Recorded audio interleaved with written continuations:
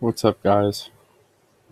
We're gonna make a quick little video here. Well, it's not gonna be quick. It may be a little long. I'm gonna try and make some of my Colts Raiders preview along with this. But this needs to be said because I'm seeing a lot of Chris Ballard hate, and a lot of it is coming from Brad Wells, which that's to be expected. You know, he's a former Colt fan. He's a former Colt fan. Talks about the Colts all the time, but former Colt fan.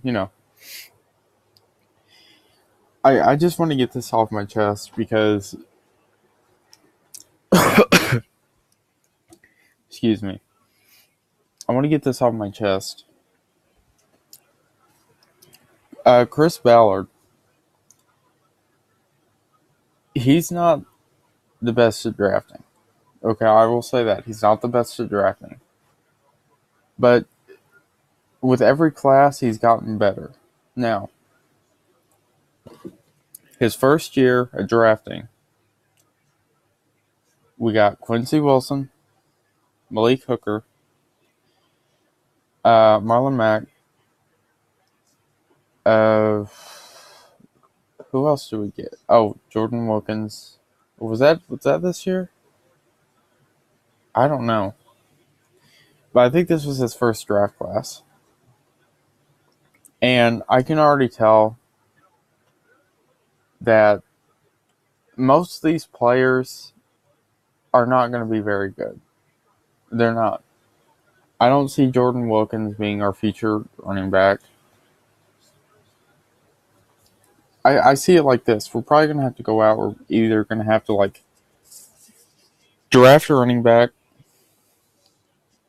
or we're just going to have to get a free agent. I know it's against his philosophy, but you know what? He's got to go out and sign free agents, or we're going to be like this next year. Unless we make a big splash in free agency, I don't see us winning above 7 games next year. So I'm watching the Texans game, and Texans has got this division hands down. Tennessee's no good, Jacksonville's no good, and we may finish 6 or 7 wins at best. So this is the Houston's division to lose. The game's not over yet, but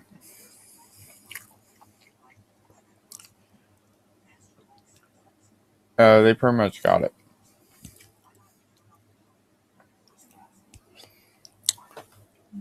So this Raiders game coming up, well, we're not going to get into that yet. I'm just going to say this. Chris Ballard's first draft class, which was 2017. Actually, yeah, it was 2000. I'm getting confused. So he had, okay, there's 2 draft classes. The one with Malik Hooker and the one with Quentin Nelson. Okay. I'm talking about 2017 draft class. Bill Polian, first draft class was horrible. We got to remember. He drafted Peyton Manning and no one else. That next year, he quickly turned it around, drafted Edgerrin James, Marvin Harrison, and a couple others that helped us in a tremendous way that year. And we went 13-3. So we got to remember, Bill Polian's draft class, drafting, the first year was bad. Besides Peyton Manning, there was nobody in that draft class you or I could remember unless you looked it up. So we got to take that into consideration before we hate on Chris Ballard. He also inherited Ryan Griggs' mess. Just a little bit more information. So, is that all I want to talk about on Chris Ballard? Now, going back to the draft class. Why do I keep saying draft class? The draft. 2017 draft. He drafted Malik Hooker. Nobody else that I can remember. Quincy Wilson, probably not even going to make the team next year. Terrell Basham, please. He can't even. I don't even think he's on a roster. So, what does that tell you? His first draft was bad. This draft, Quinn Nelson, future All-Pro. Already, hands down. Well, the second pick, Braden Smith. I like the pick. Going to be on this team. Another pick, Darius Leonard. A beast. He leads the team, leads the NFL, leads the league in tackles. But yeah, Chris Ballard is not a very good GM. He's trying to build this team from the ground up. But we are 2-5. We just beat the Bills. But yeah. If you guys can't tell, I'm being sarcastic. And I bet in 2019 we are really going to see what he can do in the draft. I think this draft is loaded. I expect us to either get Nick Bosa or Greedy Williams. The reason I say Greedy Williams, we need a corner. I don't see many corners in free agency this year that I would want to go after. Maybe Mike Hilton, but that depends on if the Steelers renew his contract, which they should, but maybe not. So I could see us going after one of those guys, but we need to draft a corner. Going into this game, the Raiders game, I'm done talking about Chris Ballard. Going into the Raiders game, the reason I'm not making a separate video on this is because I think there's nothing really much to talk about. All we got to do is get to Derek Carr. We won the game. Derek Carr is not an elite quarterback. I don't care what any of you guys say. He's not.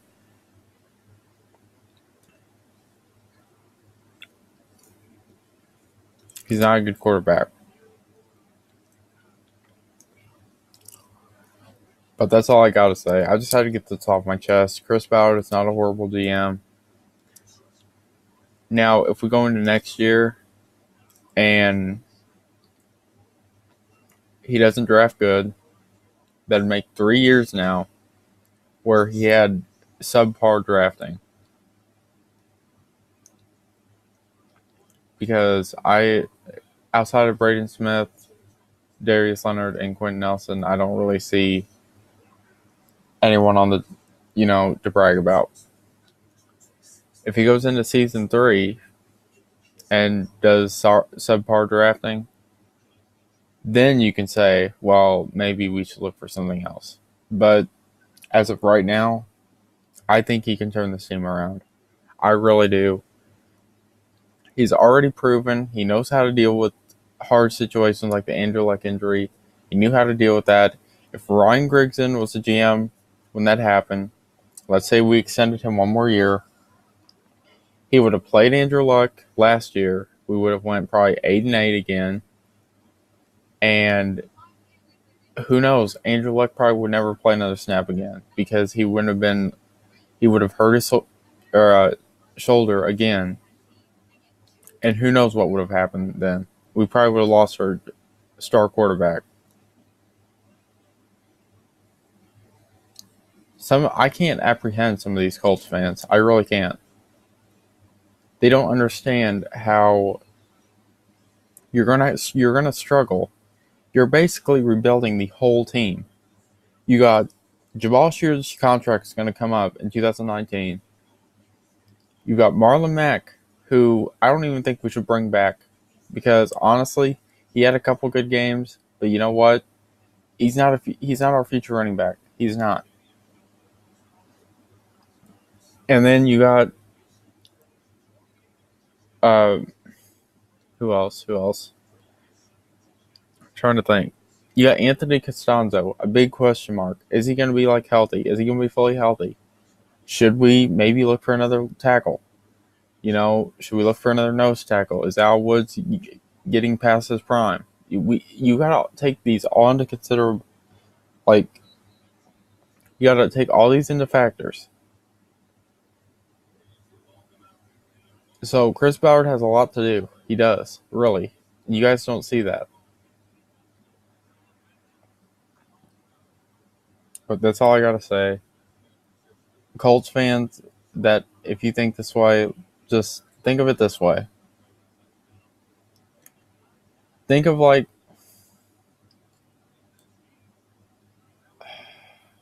I don't even know what you should think. Like, think of like, you had the best offense in the NFL. You had like, your offense was number one. You could score the ball. That was the Colts a few years ago.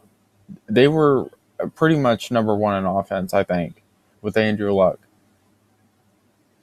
I mean, they could find the end zone. They could.